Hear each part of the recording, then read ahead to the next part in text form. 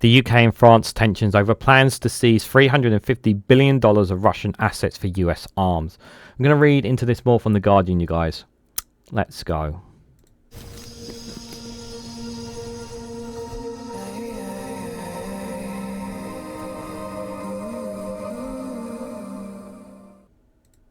Good morning, good afternoon, good evening, wherever you are in the world. This is Reganelite here with an article from The Guardian with the headline that the UK and France's tensions over plans to seize $350 billion of Russian assets for US arms.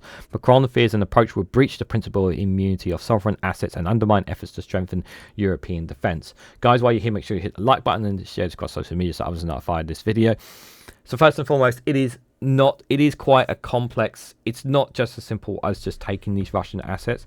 It is a bit more complicated than that. The Prime Minister has made this quite clear in the Commons this week as well when it came to about Russian assets.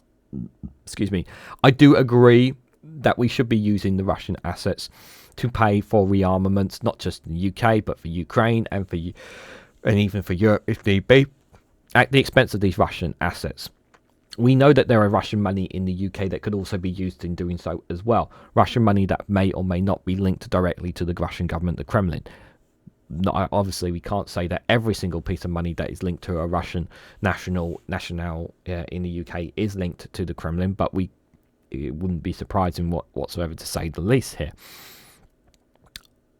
We know that the United States obviously have at the time of this recording have pulled out any military or aid to Ukraine. They've stopped helping Ukraine at this current time, and they're looking to have closer relationships with the Russian Federation, and perhaps in reducing some of the sanctions that have been imposed upon them. And we know recently Ursula von der Leyen announced that over €800 billion will be used to rearmament of Europe as sorts to help them. No real context of a European army or of such yet, but that could be something that could still potentially happen down the line for the European Union. Whether that will come to fruition or not is remains to be seen here.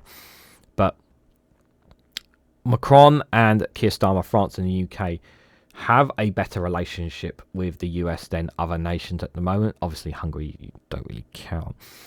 But they are trying, as well as Zelensky, to try and keep something going between Ukraine and America. I personally I really am against the idea of Zelensky signing some kind of minerals deal with the US, because for me, I just don't trust the Trump administration to keep their word in any way, shape or form on any of this. I really, really don't. I've said this before. I think the Trump administration are just going to stab Ukraine in the back. I really, really do over this. It's very concerning to say the least, you guys. So, tensions have resurfaced between France and the UK over whether $350 billion of frozen Russian assets can be seized, and then offered to the US to buy a defensive equipment, blinding America closer to the defense of Europe. The UK's willingness to seize the assets is long-standing, but its position has become more pronounced in recent weeks. With a high-level endorsement by the UK Foreign Secretary David Lammy, the proposal has also had the support of the Ukrainian President Volodymyr Zelensky. However, in common with the European Central Bank and Germany, Emmanuel Macron opposes the move over fears that it would breach the principles of the immunity of sovereign assets and thereby have a deterrent effect on investments in the Eurozone areas by countries like Saudi Arabia and China. It's the ripple effect of what would happen if they do this as well, which is what he's implying. Speaking alongside Trump last week, the French president said, "We have £250 frozen Russian assets in Europe. But this does not belong to us, so they are frozen. And if at the end of the day, in the negotiation we would have with Russia, if they're ready to give it to us, super." Macron has also long argued that Europe must end its reliance on US weapons for its defence and feels vindicated by Donald Trump's treatment of Ukraine. He would also be reluctant to seize frozen Russian assets being used to bolster the US defence industry, as opposed to strengthening the ability of Europe to protect Ukraine. When he was UK Foreign Secretary, David Cameron repeatedly said that he was instinctively favouring seizing assets, arguing there was little practical difference since the UK was already committed to not returning the frozen assets of Russia to Russia until Russia has paid war reparations to Ukraine. The Guardian understands that there is some tension over the assets questions between the UK and France, which are committed to leading a coalition of the willing to help the fighting in Ukraine. Inside the EU, Czech Republic, Estonia and Poland have been the strongest supporters of seizing the assets and not just using the interest to secure loans for Ukraine. The assets question has become more urgent as Europe casts around for a means of keeping Trump from entirely from withdrawing US support for Ukraine, which we've said they've already done that at the moment. The UK and France have both said that some sort of US security guarantees is required for them to send peacekeeping forces into Ukraine. As of right now, the US do not want this US security guarantee. Is not something they're going to get from. They're not going to get it from America. The European Union is to discuss relaxing rules of defence spending at the summit this week. A proposal for large parts of the Russian assets to be spent on US defence industry is seen as a kind of offer that might make Trump change course. Again, I'm not holding my breath on that, but maybe something you might. Disagreement over the feasibility of the proposal stemmed from differing opinions over whether Trump would take up the offer and whether it would undermine the need to build a European defence industry development. Independent of the US, France has been frustrated since the war began that EU countries have only ordered 22% of their military equipment from Europe, with the majority coming from the United States. Macron has focused on raising defence spending inside NATO to 3.5% of GDP, with the funding coming from a variety of sources, including the unused EU coalition funds. A joint defence bond or increase in national defence spending.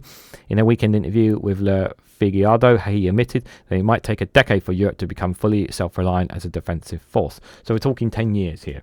And it's also important to state that however this war ends, it will take a long time for Russia to rearm itself as well, because Russia's economy is completely tanked as well. The UK's commitment to maintaining its transatlantic alliance has been underlined by its arguing that the stalled raw minerals agreement between Ukraine and the US will have to be revived, and probably on terms that will make it appear more favourable to the US. The aim would be to let Trump feel vindication after his showdown with Zelensky in the White House on Friday.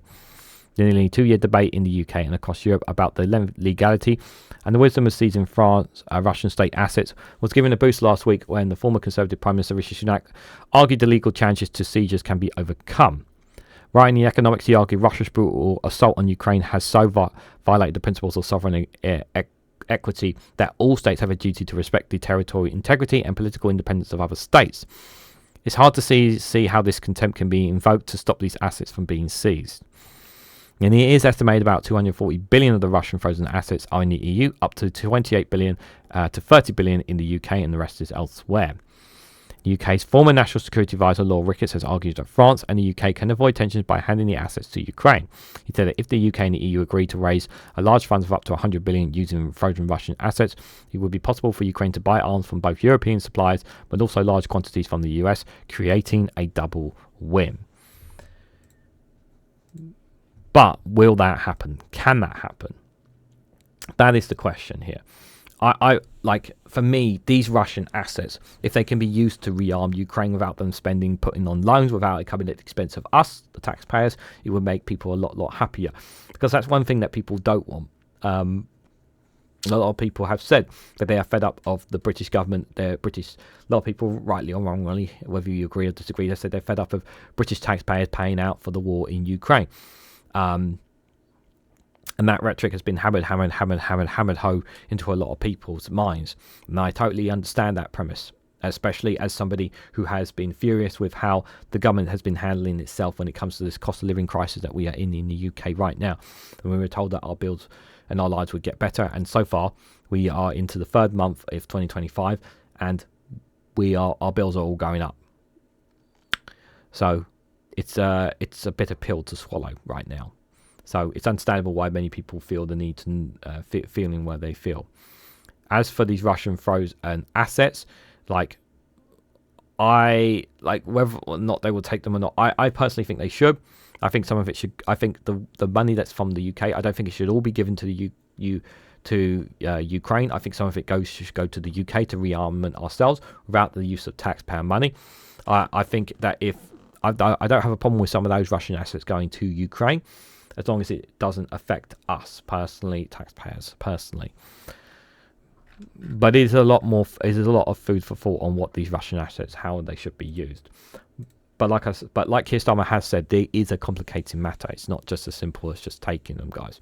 But what do you guys honestly think about all this? What do you guys make about these £350 billion of Russian assets that the assets that the EU holds, assets that the UK holds, and other countries hold.